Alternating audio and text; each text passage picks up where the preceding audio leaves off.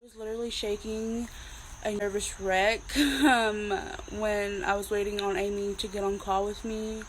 She made me feel so comfortable and so welcome. Her energy is just amazing. One of them was, does she blame Sean? So I was focusing on that one a whole lot. And one of them was, he left me to die. Okay, Yeah. is that a thing that plays into it? Yeah. Okay. I was trying to contact my friend Sam that had died tragically of an overdose 2 years ago. Wait, was he doing the same thing she was doing that night? Yeah. I'm like, well, why did he leave you to die? She's like, he was doing the same thing I was doing.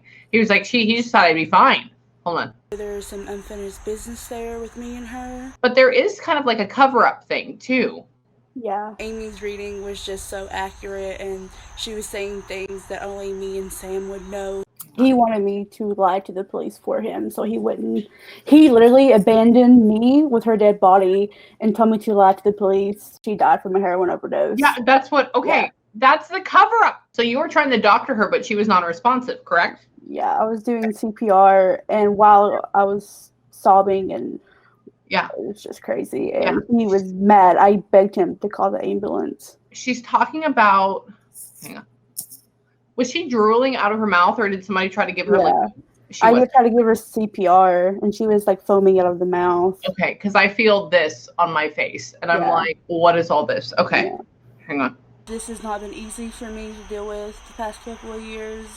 Amy has definitely impacted my life in a positive way. It wasn't a suicide. She said she was just trying to get away from it. So I guess all the bullshit that was going on. He was always beating us. Yeah, because we had planned to split a line, and she did all of the line, and so that's where I feel kind of guilty, because I was like, no, I'm good right now. I'll do it later to save me some, and she didn't.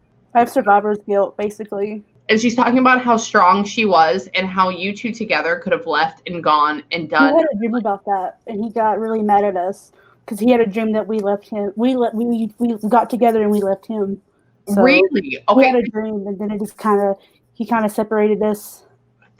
That's okay. He's talking about y'all could have partnered up and left, and that's the whole thing. She's like, this could have happened. This could have happened. I say the same thing all the time. Wait, she kind of roped you into this at a young age? Yeah, I was basically groomed from 12 to 18 by him. And I literally ran away from my parents' house when I turned 18 to come to Milwaukee. And basically it was her place, and he kind of just brought me into it without her say-so or anything. He says that he was more emotionally abusive to you, but more physically abusive to her. Is that correct? At the time, yeah. Okay. She says, I kind of went with him to have a promise of a better life, and I got sucked into something different. Absolutely. When were you experiencing the shakes? Were you experiencing shakes? I had overdosed one time, and she tried everything she could do to save me, and I woke up and I was like shaking and vomiting. And with the small, do you have her hair stuff? I get the same products that she used in her hair. Definitely gonna book another reading, and I would 1000% recommend you do too. And this is coming from her talking about him. She says that he says like, oh well, I've done far worse, you know. Yeah.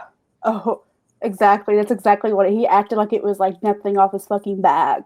She says you should have seen the place. It looked like shit. It was basically a fucking addict.